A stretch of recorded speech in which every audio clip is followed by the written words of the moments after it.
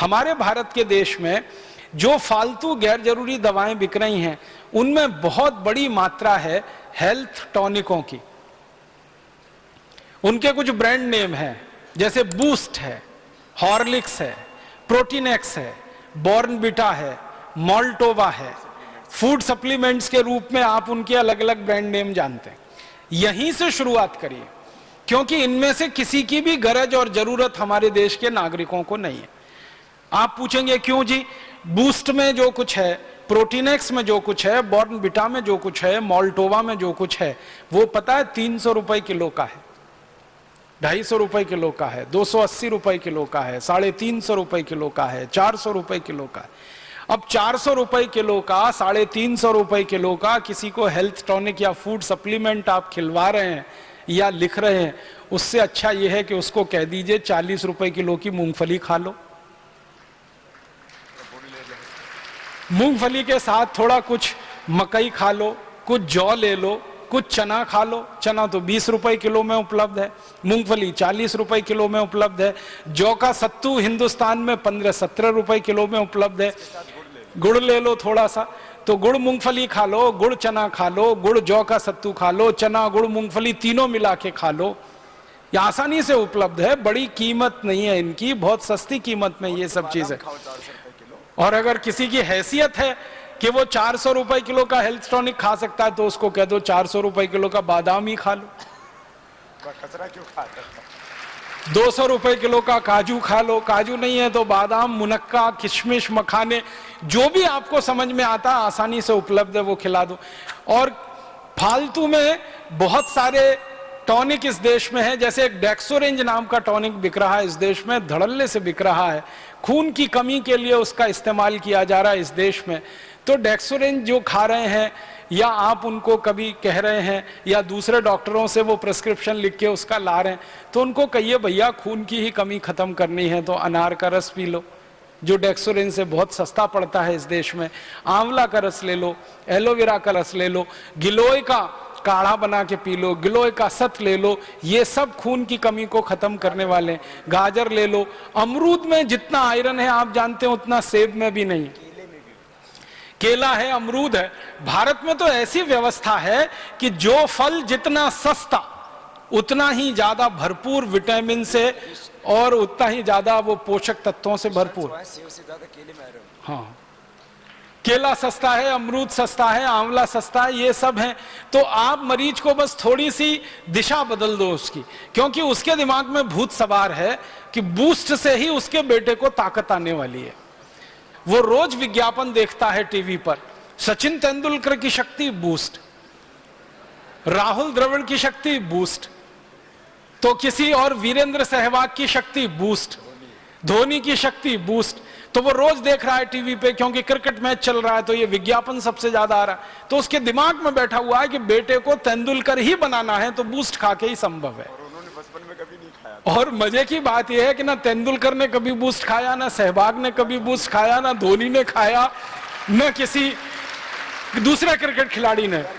ये सब जो पैदा हुए वो किसान परिवार में हुए और गरीब थे, और ये साधारण चीजें खा के ही ताकतवर बने, और इनके क्रिकेट के शॉट इतने ताकतवर है। साधारण परिवारों में पैदा। हाँ, इनमें से एक भी ऐसा क्रिकेट खिलाड़ी नहीं है जो चांदी की चम्मच लेके किसी करोड़पति के घर में पैदा हुआ हो, जो बूस्ट खाने की हैसियत रखता हो। ये तो सब साधारण परिवारों के लोअर मिडिल क्लास और उससे भी नीचे वाले तबके में पैदा हुए सब क्रिकेट खिलाड़ी हैं। इनका जीवन परिचय आप उठा के देखेंगे और पता चलेगा कि ये तो केला खा के, अमरूद खा के, चना खा के, सत्तू खा के, जौ खा के ताकतवर बने। हमारे बाहर के देशों के खिलाड़ियों के बारे में से एक के बारे में जानकारी मुझे है बहुत पक्की और गहरी। बोरिस बेकर नाम का एक टेनिस प्लेयर, वो बहुत सारे यूरोप के और अमेरिकन कंपनियों के विज्ञापन करता रहा हेल्थ टॉनिक के। एक बार बोरिस बेकर को पूछा गया कि आपकी जो सर्विस करते हो टेनिस में, आप जानते हैं बॉल को रैकेट से मारना है तो बहुत तेज स्पीड से जाती है, तो उसकी स्पीड कितनी है? तो उसने कहा 135 किलोमीटर घंटे की स्पीड है। माने भारत में राजधानी जिस गति से जाती है उस गति से बोरिस बेकर बॉल मारता है टेनिस के रैकेट से। तो पूछा गया कि ये ताकत कहां से आई है? तो उसने कहा केले में से आई है। बोरिस बेकर ने ऐसा जवाब दिया कि केले में से आई है। तो जो पूछने वाला पत्रकार था उसने कहा क्या बोला, उसने कहा केले में से आई है, मैं बचपन से केला खाता हूं। और बोरिस बेकर ने बताया कि जब भी टेनिस का मैच में खेलने के लिए जाता हूं तो ढेर सारे केले भर के मेरे बैग में रख के लेके जाता हूं। मैच जब चलता है टेनिस का तो आप जानते हैं कोर्ट चेंज होता है हमेशा, एक बार इस कोर्ट से खेलेंगे दूसरी बार, तो वो कहता है जो कोर्ट चेंज करने का समय उतने में मैं 2 केले खा लेता हूं, फिर खेलता हूं, फिर 2 केले खा लेता हूं, फिर खेलता हूं, फिर 2 केले खा लेता हूं। उन्होंने कहा ये ताकत तो केले में से आई है। तो फिर उसको कहा गया कि फिर वो विज्ञापन जो करते हो आप हेल्थ टॉनिक्स का, उसने कहा वो तो पैसे के लिए करता हूं, खाने के लिए थोड़ी करता हूं। खाता तो केला ऐसे लेकर के भी केला। तो बोरिस बेकर जैसा मजबूत टेनिस खिलाड़ी जिसकी स्पीड के बारे में सारी दुनिया के विशेषज्ञ कहते हैं कि उसके आगे की स्पीड अभी तक कोई दे नहीं पाया बॉल में, वो कहता है कि मैं केला खा के ताकत लाया हूं। तो आपके पास आने वाले मरीज को ये कहानियां सुनाइए, बोरिस बेकर की कहानी सुनाइए, ये सब क्रिकेट खिलाड़ियों के बारे में बताइए कि ये अपनी जिंदगी में साधारण चीजें खाकर असाधारण बने हैं, क्योंकि पोषकता उन्हीं चीजों में है जो सस्ती है, बहुत महंगी चीजों में पोषकता नहीं है। गलतफहमी हो गई है कि मांस खाने से ताकत आती है, बिल्कुल नहीं आती। हमारे देश का एक पहलवान है, उसका नाम है सुशील कुमार। अभी थोड़े दिन कुश्ती में उसने दुनिया के सबसे ताकतवर पहलवान को पटक दिया, और जिस पहलवान को पटका वो मांस खाता है, और ये सुशील कुमार संपूर्ण शाकाहारी है। ये सुशील कुमार का भी इंटरव्यू आया टीवी पे, मैंने देखा। उसको पूछा गया कि तुम गए थे कुश्ती लड़ने रूस में, वहां तो ठंड बहुत पड़ती है, तो खाना क्या खाया? उसने कहा मेरी अम्मा से बनवा के ले गया था शाकाहारी खाना, वो ही खाया, दूध पिया और शाकाहारी खाना खाया, और दुनिया के सबसे मजबूत पहलवान को पटक दिया। और अब सुशील कुमार विश्व चैंपियन है पूरी दुनिया में कुश्ती के पहलवान। और ऐसे बहुत बड़े बड़े पहलवान हुए हैं जो एकदम शुद्ध शाकाहारी थे। तो आप ये गलतफहमी निकाल दो कि मांस खाने से ताकत आती है। अगर मांस में ताकत होती तो रूस का पहलवान जीतना चाहिए क्योंकि वो मांस खाता है, सुशील कुमार हारना चाहिए क्योंकि वो तो शाकाहारी है। लेकिन सुशील कुमार जीता और मांस खाने वाला पहलवान हारा। मांस में कोई ताकत नहीं है, बल्कि मांस शरीर की ताकत को खत्म करता है। मत खाना ये मांस, छोड़ देना। भगवान ने ये शरीर बनाया है दाल चावल रोटी सब्जी सलाद फल आदि आदि खाने के लिए, और मांस खाने की हमें क्या जरूरत है जब हमारे पास खाने पीने के लिए इतना कुछ है। दुनिया के ऐसे कई देश हैं जहां दाल पैदा नहीं होती, जहां सब्जियां पैदा नहीं होती, जहां अन्न पैदा नहीं होता, वहां के लोग मांस खाएं तो समझ में आता है। भारत में तो सब तरह का अन्न पैदा होता है, सब तरह की दाल पैदा होती है, सब तरह की सब्जियां हैं, और सब तरह का हमारे पास हर चीज भगवान ने दे रखी है। मांस खाने की जरूरत नहीं। और कई गांव के लोगों को ये भी गलतफहमी हो गई है अंडा खाने से ताकत आती है। अंडे से ज्यादा ताकत चने में। जो लोग रोज अंडा खाते हैं ना वो छोड़ दें, कुछ फायदा नहीं है उस, बल्कि अंडा और ज्यादा बीमार करता है, क्योंकि अंडा जिस मुर्गी से आया अगर वो मुर्गी में थोड़ी भी तकलीफ है तो आपको तो बड़ी तकलीफ होने वाली है। तो आप बोलेंगे फिर क्या खाएं? चना खाओ, मूंगफली खाओ, गुड़ खाओ, मूंग की दाल खाओ, उड़द की दाल खाओ, चने की दाल खाओ, लौकी की सब्जी खाओ, ये सब ताकत देने की चीज है। केला खाओ, केले में जितनी ताकत है किसी में नहीं। दुनिया के बड़े बड़े खिलाड़ियों को मैंने देखा वो खाके मजबूती से खेलते। मैंने अपनी जिंदगी में कुछ टेनिस खिलाड़ियों को देखा, एक बोरिस बेकर को मैंने देखा जो इतनी तेज बॉल मारता है कि राजधानी से भी ज्यादा स्पीड से बॉल जाती है जब वो सर्विस करता है बोरिस बेकर।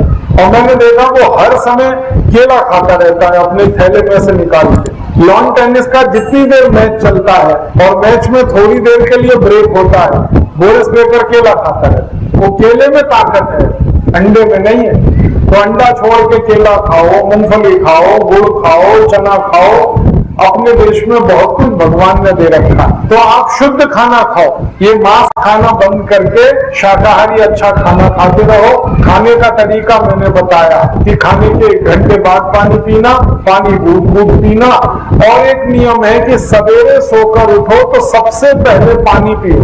जैसे ही आपकी आंख खुले और नींद खत्म हुई, तुरंत पानी पी लो। सुबह पानी पियो तो फायदा सबसे बड़ा ये होता है कि पानी पियो उठते ही, फिर उसके बाद आप टॉयलेट जाओगे तो पेट आपका एकदम साफ होगा।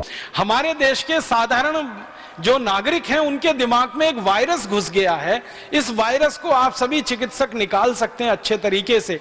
वो वायरस है कि जितनी महंगी दवा उतनी अच्छी, जितना महंगा ताकत का टॉनिक उतना अच्छा, जितना ज्यादा फीस ले डॉक्टर उतना अच्छा। ये गलत एक वायरस घुस गया हमारे देश के नागरिकों के मन कि ज्यादा फीस ले रहा है तो अच्छा डॉक्टर है, खूब दवाएं लिख रहा है, एक छोटी बीमारी के लिए 15-16 दवाएं लिख रहा है तो बहुत अच्छा डॉक्टर है, फिर ऊपर से इंजेक्शन ठोक दे तो और अच्छा डॉक्टर है। ये वायरस आप निकाल दीजिए। ये वायरस निकालने में आप बहुत बड़ी मदद कर सकते हो। हमारे देश का साधारण गांव का गरीब आदमी, किसान, मजदूर जब डॉक्टर के पास जाता है, मैंने देखा डॉक्टर साहब इंजेक्शन लगा दो। अब डॉक्टर साहब मना कर रहे हैं कि इंजेक्शन की नहीं लगा दो, आप जरूरत नहीं है फिर भी लगा दो, चाहे पानी का ही लगा दो आप, तो उसको मन में संतोष हो जाए। लेकिन वायरस ऐसा घुस गया। मेरी आपसे विनम्र प्रार्थना है कि मरीजों को आप सिर्फ चिकित्सा दे रहे हैं इतना ही नहीं है, मरीजों को थोड़ी शिक्षा भी दे दीजिए, उनको एजुकेट भी कर दीजिए तो बहुत बड़ा काम हो जाए। मुझे भारत में कई बार ऐसा लगता है कि भारत के मरीजों को चिकित्सा सेवाओं की जितनी जरूरत है उससे कई गुना ज्यादा हमारे देश के मरीजों को, साधारण नागरिकों को शिक्षा की जरूरत है, हेल्थ एजुकेशन की जरूरत है। हेल्थ फैसिलिटीज तो काफी कुछ हो गई हैं अब इस देश में, बहुत सारे चिकित्सालय हैं, बहुत सारे डॉक्टर हैं, बहुत सारी दवा की दुकानें हैं, लेकिन हेल्थ एजुकेशन के नाम पर इस देश में बड़ा शून्य है।